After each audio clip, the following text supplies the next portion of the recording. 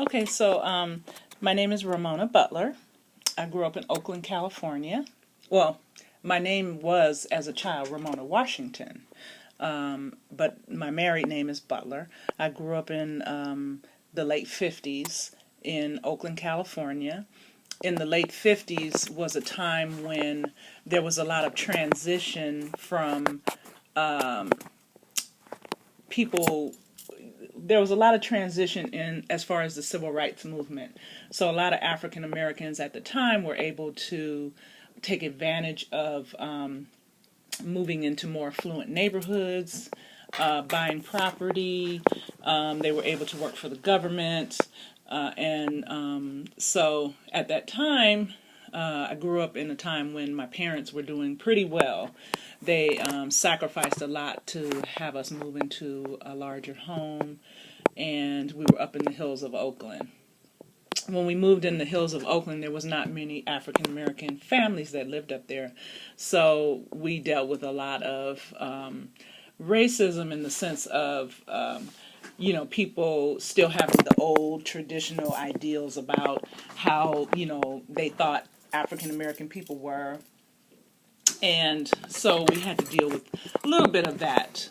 But many families began to move out of the area. So more African American families and families of color moved into the neighborhood. My childhood was pretty, I had a pretty good childhood in the sense of security, in the sense of,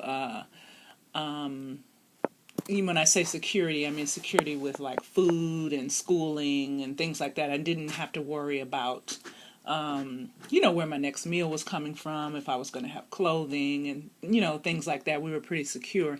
And then even if we weren't, my parents would never let me know. Because in the 50s, in that time, parents were parents and kids were kids. It wasn't like, it is today where parents want to be friends with the children and everybody's going to the club and, and all that kind of stuff. So it was more of a kids are seen and not heard type of, situation with my family. I have both of my parents in the home. My father worked for the Presidio. He was a military person. He worked in Presidio as a printer, and my mother worked for the government. She was a contract administrator. So they were civil servants at the time.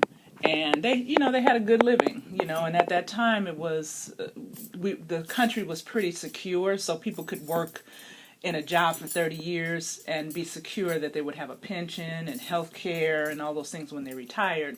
And so because of that, my parents were able to really feel secure in their retirement. They didn't have to worry about if they were going to get kicked out of their home or any of those things. So that was really a good thing for us. We were pretty secure. I have one sister. She's 8 years older than me. So 8 years older can be another generation when you're a child. When you're older, we're closer now that we're older, but I was always like, a little pest to her because, she had to babysit me and stuff like that. So, but we generally got along pretty well. Parental guidance. My family they were strict in the sense of, making sure that, our homework was done, making sure that we had a set schedule. Because they were civil servants, they were 8-to-5ers. And so, they worked from 8 to 5, and the family, was on that time schedule.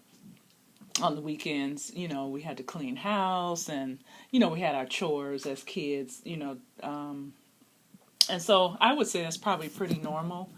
I like to think that everybody had a schedule and everybody had chores, washing dishes, vacuuming, dusting, all that kind of stuff, And they were pretty strict as far as, how we presented ourselves. So, you couldn't go outside with, your cleavage showing or really short skirts, even though that was the time of, as I got into the 60s, even though that was the time of the mini skirt, bell bottoms.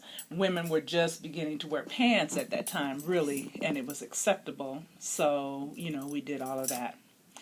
My parents were religious. They were Christian. They are Christian, I should say. And we went to church every Sunday. They participated in the church. My father was a deacon. My mother sang in the choir. So we were religious in the sense of going to church, but they were not fundamentalists in the sense of, women can only wear dresses, you can't listen to music on, secular music and things like that. They didn't, do all of that. They were really protective because, like I said, that was the civil rights kind of movement in that time. And so, they were really protective. They didn't want us really out there so that we could be, called names and talked about as, black people.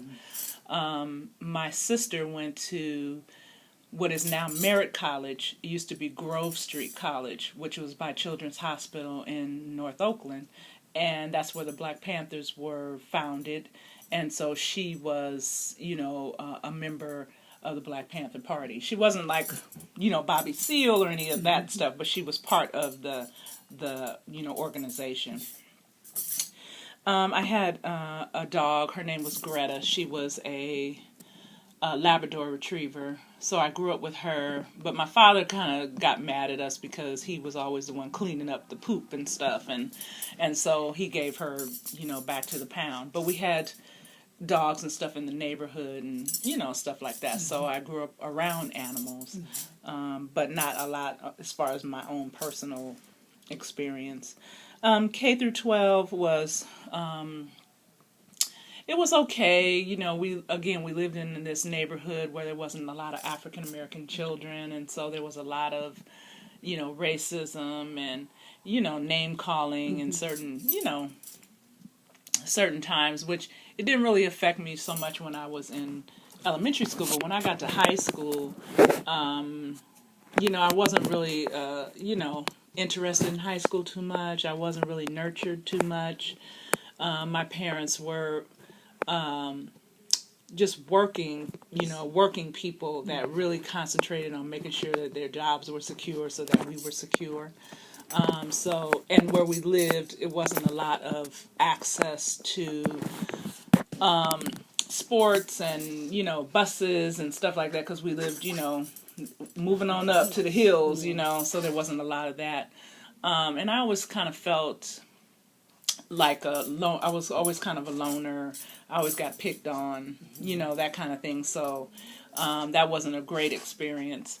However, when I got to college, I realized which when I got out of high school, I didn't go directly to college. So I worked, and got working experience.